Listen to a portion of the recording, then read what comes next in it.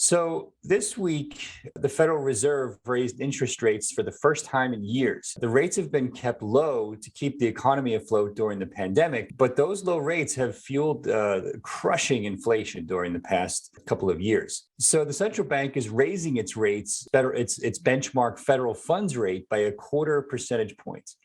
The FOMC, or Federal Open Market Committee, which sets policy, they indicated that rates could increase as many as 6 more times this year. That means interest rates would be nearly 2% higher, or the core interest rates would be 2% higher at the end of this year. But with real inflation, as I've told you many times, at around 10 to 15% for most American middle class households, and even higher for the wealthy, and even higher in developing markets around the world, real returns on bank deposits are deeply negative and are going to remain so for many years. So what does this mean for global markets? Well, it means a few things, right? We're likely headed towards recession.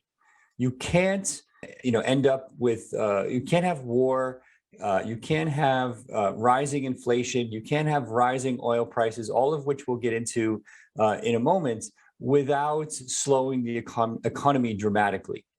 So this means that the Fed is likely going to be forced to slow down tightening, which means markets are likely going to push higher in the short term, right? So we'll see, but our prediction, and my prediction explicitly is that stocks, crypto, especially commodities, are all going to scream higher for a few months, and then we'll evaluate as we go, just given this overdrop of potentially recessionary pressures, war, oil prices, et cetera, et cetera.